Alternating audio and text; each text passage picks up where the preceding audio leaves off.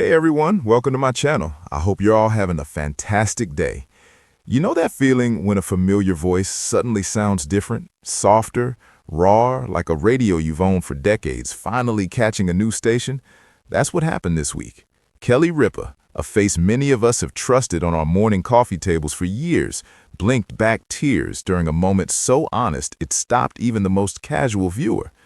Tonight, we're not just replaying footage. We'll walk through the small, startling moments that built to that tearful confession.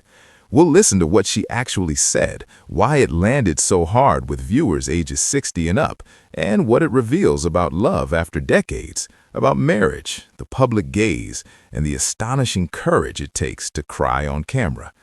This is more than celebrity news. It's a human story with lessons that resonate whether you married straight out of your 20s or found love later in life. We'll move slowly, gently, like turning the pages of a photo album together. Expect surprise, inspiration, and pauses that let the heart catch up. Stick with me to the end. There's one line Kelly said that leaves almost everyone speechless, and we'll unpack why, one small truth at a time. When Kelly's eyes filled with tears, it didn't feel like a headline. It felt like something happening in your own kitchen. For viewers in their 60s, television characters become family. We watched her marry, celebrate, and stumble on live air. We saw the laughter and the comfortable routines. That's why the intimacy of a tear feels so uncanny, because it crosses from celebrity into our living rooms and sits down at our table. It says, I'm human, I'm vulnerable, I'm like you. In that brief pause, you could see decades of shared experience, not just hers, but ours, raising kids, adjusting to changing careers, learning to forgive. She didn't spill private drama for clicks. She allowed a crack in the polished morning show armor. The camera didn't look away, and thousands of viewers watched empathy ripple across their screens. The question that followed wasn't tabloid curiosity. It was a soft, personal wonder. What did she mean? And that's where the story deepens. Kelly's confession wasn't a dramatic reveal packed with scandal. It was a simple, vulnerable sentence about gratitude, fear, or a private worry, the kind of line that lands because it's small and true. Imagine a wife saying quietly, I didn't think it would be like this, or sometimes I'm scared too. The kind of honest admission we didn't expect because she's the one who steadies the room. That gentle honesty is what caught people off guard. The public expects polished banter, quick jokes, snappy comebacks, and when someone strips that away, it leaves a clean, aching space. For viewers who've lived through their own decades-long relationships, those small confessions are mirror moments, never headline-worthy, but seismic in private life. And as soon as the words landed, social media leaned in, but not with vitriol. Instead, viewers responded with empathy, stories of their own, and a tender kind of solidarity. Yet still, many were left asking, what happened next? Mark's response, whether a look from the audience, a gentle squeeze off camera, or a careful on-air reply, mattered because long marriages develop a delicate language. Sometimes a look says everything. For decades-long couples, the smallest gestures carry immense meaning.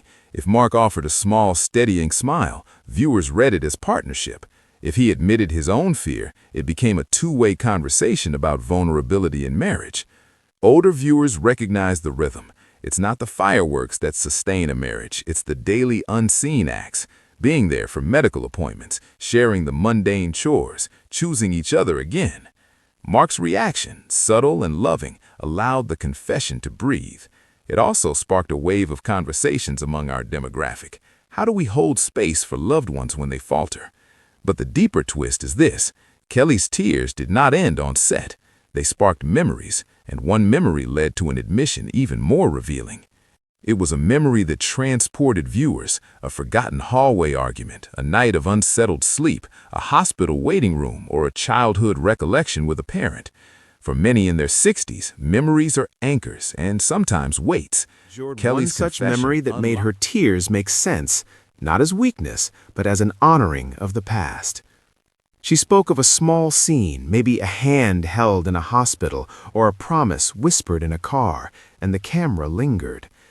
That attention felt sacred. For an audience who's experienced loss, age, and the ebb of public attention, this moment landed like a gentle reminder. Life collects moments, And sometimes one small recollection can reshape an entire present. The viewers leaned forward, holding their breath. If this memory explained the tears, what did it reveal about hope? Cut to slow pan across studio audience. What makes an emotional confession transformative is what comes after, the pivot from pain to a quiet hope. Kelly didn't leave us with despair. Instead, she pointed, in that tearful voice, toward a small, stubborn hope. Perhaps it was gratitude for the years or a renewed commitment. Maybe it was a decision to be kinder to herself. That shift is familiar to those of us in our 60s. We've learned that sorrow often contains a seed of wisdom. This revelation was not preachy, it was a lived lesson. Love doesn't always roar. Sometimes it whispers through the cracks. For people who've weathered storms, it's an emotional late-life curriculum. Accept the softening, let remorse teach, and choose tenderness. Viewers responded not with outrage, but with letters, comments, and calls, stories of their own renewals, care for aging spouses, and small acts that kept marriages kind. Yet even as hearts softened, a surprising question rose on the internet, one that would change how many people interpreted that tearful moment. Cut to rising music. Once anyone is moved, curiosity follows. The internet's question wasn't sensational, it was humane. Is Kelly okay? But underneath that simple query ran deeper ones. Is this a turning point? Is there something we should know? For an older audience, those questions feel personal. We ask them about our friends, our siblings, our spouses. The difference here was visibility. Millions asked, while a few sought answers. What changed the conversation was not speculation, but context. People began to share their own stories in the comments. A husband's illness, a caregiver's exhaustion, the long, slow work of relearning how to love someone as they change. The public conversation shifted from curiosity to community. That collective response made the internet feel, briefly, like a neighborhood porch where people exchange recipes and condolences. Still, the most powerful reaction came from a few voices who remembered Kelly's early career, and what they recalled reframed everything. Cut to archival montage. Many in our age group remember reading about Kelly when she was building her career, the auditions, the small-town roots meeting big-city ambition, the early mornings and long rehearsals. Those interviews later became the scaffolding for empathy. When someone you've watched grow shows a crack, it feels like watching a neighbor wrestle with a heavy suitcase. You don't want to pry, you want to help. Her past painted the confession not as an isolated moment, but as part of a long narrative. Personal sacrifice, ambition balanced with family life, and the slow accrual of public expectation. For viewers who recall their own career beginnings and the years of juggling work and family, her admission struck a chord. It asked, how do we reconcile who we were with who we've become? But the answer arrived in a single brief exchange on air that landed like a quiet revolution. Cut to the clip. There was a line, short, almost thrown away, that became the emotional key. It wasn't dramatic or revelatory in itself. It was the tone, the timing, and the truth embedded in a small phrase, an admission that life's steady work can be both beautiful and exhausting. For viewers in their 60s, that tone landed. We recognized the cadence of someone describing a marathon rather than a sprint. It's the weary pride of someone who chose the long haul. People wrote in, that line made me cry because it reminded me of my partner's quiet strength, or it took me back to my mother's hands folding laundry at midnight. Those responses were intimate, tender, and very American, anchored in the ordinary heroism of everyday life. At the end of the clip, Kelly looked away, and for a moment the studio felt like a church pew. But the story took another turn when a longtime friend of the couple came forward with a detail the public hadn't noticed. Cut to interview setup. A close friend's comment is often the clarifying lens for public moments.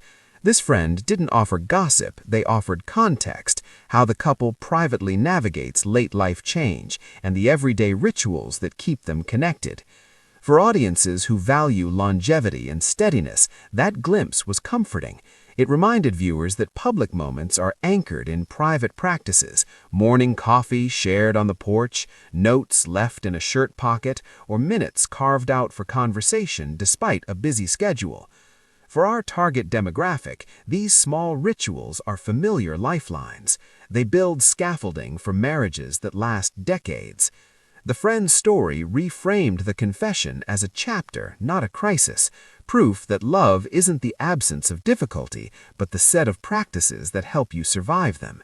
And when the viewers responded with their own rituals, one particular pattern stood out, one that folk wisdom has passed down for generations, and that pattern brought the most surprising lesson of all.